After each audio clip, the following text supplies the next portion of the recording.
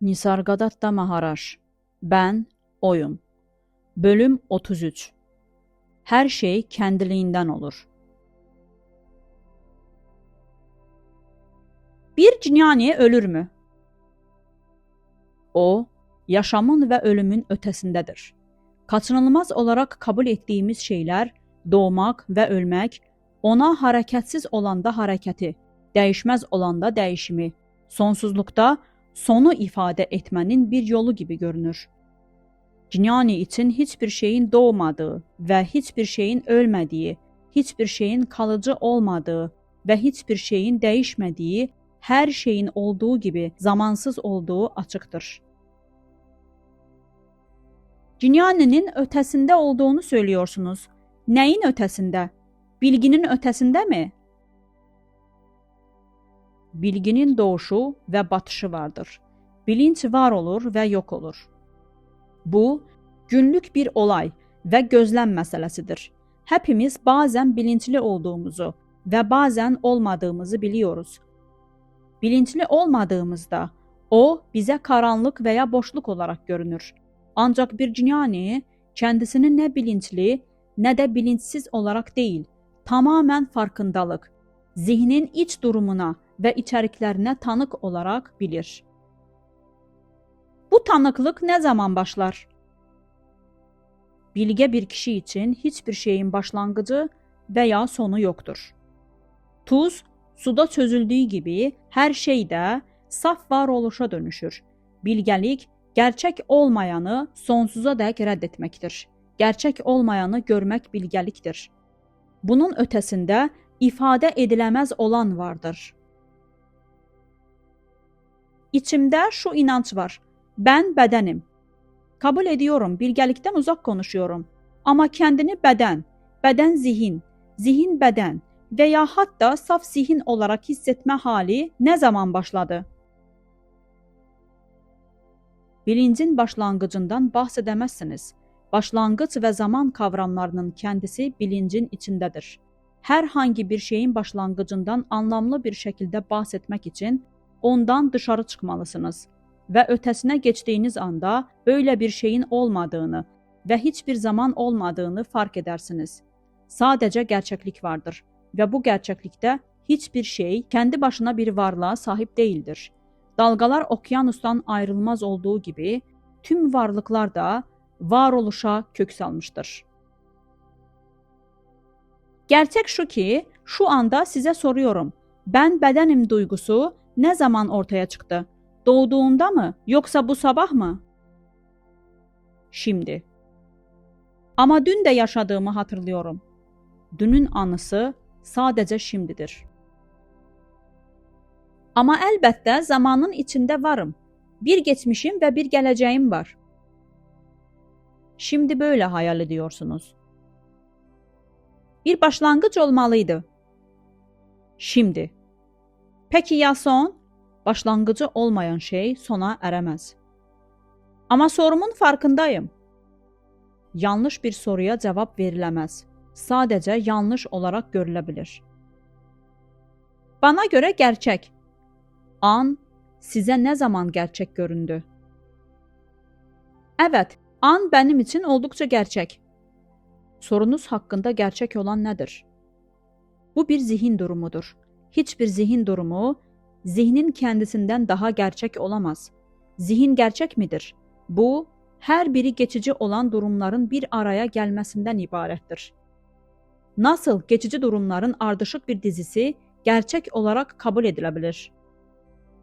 Bir ipteki boncuklar gibi olaylar olayları sonsuza dek takip eder. Hepsi temel bir fikir üzerine dizilmiştir. Ben bedenim. Ama bu bile zihinsel bir durumdur ve kalıcı değildir. Diğer tüm durumlar gibi gelir ve gider. Beden zihin olma yanılsaması yalnızca araştırılmadığı için vardır. Araştırmama tüm zihin durumlarının dizildiği ipliktir. Kapalı bir odadaki karanlık gibidir. Görünüşte oradadır. Ama oda açıldığında nereye gider? Hiçbir yere gitmez. Çünkü orada değildi. Tüm zihin halleri, tüm isimler ve varoluş biçimleri sorgulamama, araştırmama, hayal gücü və safdilliyə dayanır. Bən demək doğrudur, ancaq bən buyum, bən şuyum demək sorğulamama, incələməmə, zihinsel zayıflıq və ya uyuşuqluğun bir işarətidir. Hər şey ışıqsa, karanlıq nasıl ortaya çıxdı? Işığın ortasında nasıl karanlıq ola bilir? Işığın ortasında karanlıq yoxdur. Kendini unutmaq karanlıqdır. Başqa şeylərə, bən olmayana daldığımızda bənliyi unuturuz. Bunda doğal olmayan bir şey yox. Amma nədən aşırı bağlılıq yoluyla bənliyi unutalım? Bilgəlik həm deneyimləyənin, həm də deneyimin hər zaman mevcud kaynağı olaraq bənliyi asla unutmamakta yatar. Şu anki durumda ben bedenim fikri kendiliğinden geliyor. Oysa ben saf varlığım fikri zihne gerçek ama deneyimlenmemiş bir şey olarak dayatılmalıdır. Evet, sadhana yani uygulama kişinin saf varoluşunu, belirli bir şey olmadığını, belirli şeylerin toplamı olmadığını, hatta evreni oluşturan tüm belirli şeylerin toplamı olmadığını zorla hatırlatmaktan ibarətdir. Hər şey zihində var olur. Bədən bilə zihində çox sayda duyusal algının bütünləşməsidir. Hər algı aynı zamanda bir zihinsel durumdur. Əgər ben bedenim diyorsanız bunu gösterin. İşte burada sadece düşündüğünüzde hem zihin hem de beden aralıklı durumlardır. Bu anlık parlamaların toplamı varoluş yanılsamasını yaratır. Geçici olanda kalıcı olanı, gerçek olmayanda gerçek olanı araştırın. Bu sadhanadır. Gerçek şu ki kendimi beden olarak düşünüyorum. Elbette kendinizi düşünün. Ancak beden fikrini işin içine katmayın. Sadece duygular, algılar, anılar ve fikirler akışı vardır. Beden ayrım içinde bir arama eğilimimiz tarafından yaratılan bir soyutlamadır ki, bu da yanlış değildir. Bana ben bedenim diye düşünmenin zihinde bir kusur olduğu söyleniyor. Neden böyle konuşuyorsunuz? Bu tür ifadeler sorun yaratır. Benlik her şeyin kaynağıdır ve her şeyin nihai hedefidir. Hiçbir şey dışsal değildir. Beden fikri takıntılı hale geldiğinde tamamen yanlış değil midir? Beden fikrinde, hatta ben bedenim fikrinde bile yanlış bir şey yoktur. Ancak kendini yalnızca tek bir bedenle sınırlamak bir hatadır. Gerçekte tüm varoluş, her biçim benim bilincimde benimdir. Ne olduğumu söyleyemem. Çünkü kelimeler yalnızca ne olmadığımı tanımlayabilir. Ben varım ve ben var olduğum için her şey var. Ama ben bilincin ötesindeyim ve bu nedenle bilinçte ne olduğumu söyleyemem. Yine de varım. Ben kimim? Sorusunun cevabı yok. Hiçbir deneyim buna cevap veremez. Çünkü benlik deneyimin ötesindedir. Yine de ben kimim sorusunun bir faydası olmalı. Bilinçte cevabı yok ve bu nedenle bilincin ötesine geçmeye yardımcı oluyor. İşte buradayım şimdiki anda. Bunun içinde gerçek olan ne, olmayan ne? Şimdi lütfen bana sorumun yanlış olduğunu söylemeyin. Sorularımı sorgulamak beni hiçbir yere götürmez. Sorunuz yanlış değil, gereksiz. Şu anda buradayım dediniz. Burada durun. Bu gerçek. Gerçek bir olguyu soruya dönüştürmeyin. Hatanız burada yatıyor. Ne biliyorsunuz, ne de bilmiyorsunuz. Ne zihin, ne de madde. Kendinizi zihin ve madde terimleriyle tanımlamaya çalışmayın. Az önce bir çocuk size bir sorunla geldi. Ona birkaç kelime söylediniz ve gitti. Ona yardım ettiniz mi? Elbette. Vay canına, bu kadar emin olabilir misiniz? Yardım etmek benim doğamda var. Bunu nasıl öğrendiniz? Bilmeye gerek yok. Kendiliğinden işliyor. Yine de bir açıklama yaptınız. Neye dayanıyor? İnsanların bana söylediklerine. Ama kanıt isteyen sizsiniz. Kanıta ihtiyacım yok. İşleri yoluna koymak benim doğamda var. O da Satyam Shivam Sundaram. Yani doğru, iyi ve güzeldir. Bir adam sizden tavsiye almak için geldiğinde ve siz ona tavsiye verdiğinizde bu tavsiye nereden geliyor ve hangi güçle yardımcı oluyor? Kendi varlığı zihnini etkiliyor ve bir tepkiye yol açıyor. Peki sizin rolünüz nedir? Bende adam ve benliği bir araya geliyor. Benlik neden siz olmadan adama yardım etmiyor? Ama ben benliğim. Beni ayrı olarak hayal ediyorsunuz. Bu yüzden soruyorsunuz. Benim benliğim ve onun benliği diye bir şey yok. Tek benlik var. Her şeyin tek benliği var. İsimlerin ve şekillerin, zihinlerin ve bedenlerin çeşitliliğinden yanıltılarak birden fazla benlik hayal ediyorsunuz. İkimiz de benliyiz ama siz ikna olmamış görünüyorsunuz. Kişisel benlik ve evrensel benlik hakkındaki bir konuşma öğrenme aşamasıdır. Ötesine geçin. İkiliye takılıp kalmayın. Yardıma ihtiyacı olan adama geri dönelim. Size geliyor. Geliyorsa yardım alacağından emin. Yardım alması kaderinde yazılı olduğu için geldi. Bunda hayal ürünü bir şey yok. Bazılarına yardım edip diğerlerini reddedemem. Gelen herkese yardım edilir. Çünkü kanun böyledir. Sadece yardımın aldığı şekil ihtiyaca göre değişir. Neden o tavsiye almak için buraya gelmek zorunda? Bunu kendi içinden alamaz mı? Dinlemeyecek. Zihni dışa dönük. Ama aslında tüm deneyim zihindedir. Ve hatta bana gelip yardım alması bile tamamen kendi içindedir. Kendi içinde bir cevap bulmak yerine dışarıdan bir cevap hayal ediyor. Ama benim için ben yok, insan yok ve verme yok. Bütün bunlar sadece zihinde bir kıvılcım. Ben sonsuz bir huzur ve sessizliğim. İçinde hiçbir şey görünmüyor. Çünkü görünen her şey kayboluyor. Kimse yardım için gelmiyor. Kimse yardım teklif etmiyor. Kimse yardım almıyor. Her şey sadece bilinçte bir gösteri. Yine de yardım etme gücü var ve bu gücü gösteren biri veya bir şey var. Ona Tanrı, benlik veya evrensel zihin diyelim. İsim önemli değil. Gerçek önemli. Bu beden zihnin aldığı tavırdır. Saf zihin şeyleri oldukları gibi görür. Bilinçteki baloncuklar olarak. Bu baloncuklar gerçek bir varoluşa sahip olmadan ortaya çıkıyor, kayboluyor ve yeniden ortaya çıkıyor. Her birine belirli bir neden atfedilemez. Çünkü her biri tümünden kaynaklanır ve tümünü etkiler. Her baloncuk bir bedendir ve tüm bu bedenler benimdir.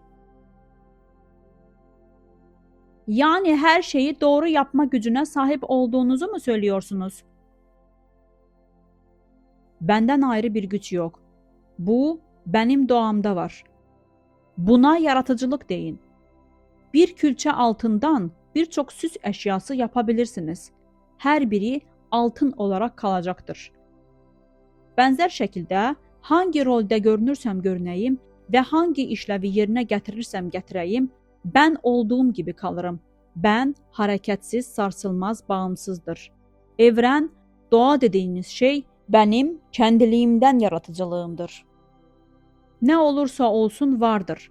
Ama benim doğam öyledir ki her şey neşeyle sonuçlanır.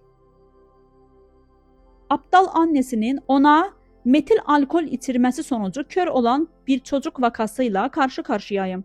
Sizden ona yardım etmenizi rica ediyorum.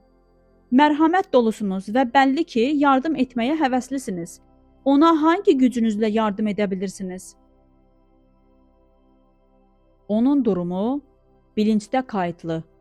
Orada silinmez bir şəkildə duruyor. Bilinç işləyəcəkdir. Sizdən yardım istəməmin bir farkı varmı? Sizin istədiyiniz çocuğun körlüyünün bir parçası. Kör olduğu için soruyorsunuz. Hiçbir şey eklemediniz. Ama yardımınız yeni bir faktör olacak mı? Hayır. Her şey çocuğun körlüğünde mevcut. Her şey onun içinde. Anne, çocuk, siz ve ben. Her şey tek bir olay. Yani çocuğun durumunu tartışmamızın bile önceden belirlenmiş olduğunu mu söylüyorsunuz? Başka nasıl olabilir ki? Her şey kendi geleceğini içerir. Çocuk bilinçdə belirir. Ben ötesindeyim. Bilinçliliğe emir vermem. Bilincin doğasında şeyleri düzeltmeyin mümkün olduğunu biliyorum. Bırakın bilinç yarattıklarına baksın. Çocuğun üzüntüsü, sizin acımanız, benim dinlemem ve bilinçliliğin harekete geçmesi. Tüm bunlar tek bir gerçektir. Onu bileşenlere ayırıp sonra soru sormayın. Zihniniz ne kadar garip çalışıyor? Garip olan sizsiniz, ben değilim. Ben normalim. Ben aklı başındayım. Olayları olduğu gibi görüyorum ve bu yüzden onlardan korkmuyorum. Ama siz gerçeklikten korkuyorsunuz.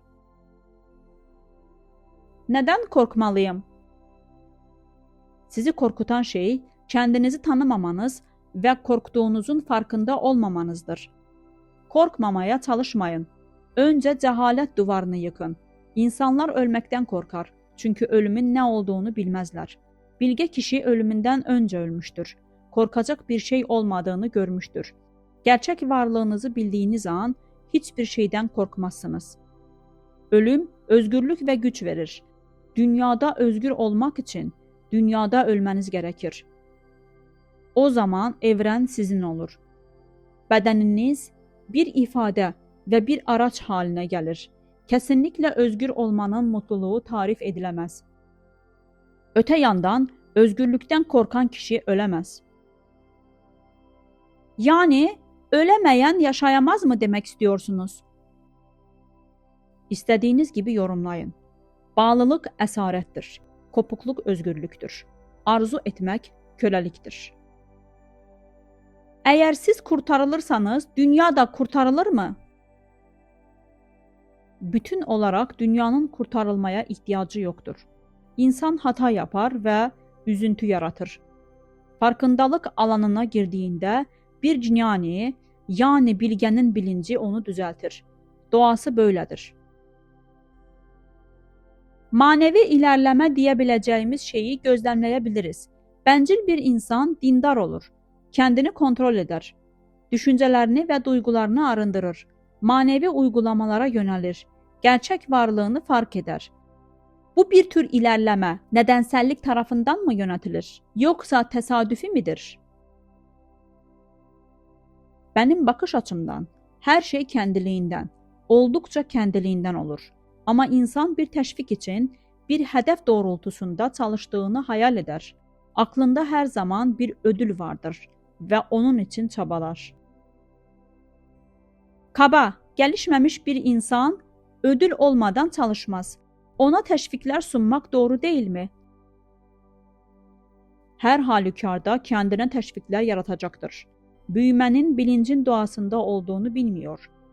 Bir amaçtan diğerine geçecek ve arzularının gerçekleşmesi için guruları kovalayacaktır. Varoluşunun yasalarıyla dönüş yolunu, yani nivrittini bulduğunda tüm amaçları terk eder. Çünkü dünyaya olan ilgisi sona ermiştir. Hiçbir şey istemez. Ne başkalarından ne de kendisinden. Her şeye ölür ve her şey olur.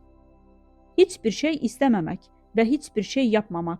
İşte gerçek yaratım budur. Evrenin insanın kalbinde ortaya çıkışını ve yok oluşunu izlemek bir mucizedir.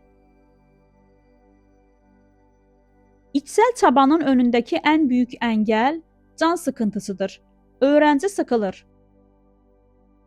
Atalet ve huzursuzluk, tamas ve rajas birlikte çalışır. Berraklığı ve uyumu, yani sattvanı bastırır. Sattva ortaya çıkmadan önce tamas ve rajasın yenilmesi gerekir. Yani atalət və huzursuzluğun yenilməsi gərəkir. Hər şey zamanla, olduqca kəndiliyindən gələcəkdir. O haldə çabaya gərək yoxmu? Çaba gərəkdiyində çaba ortaya çıxar.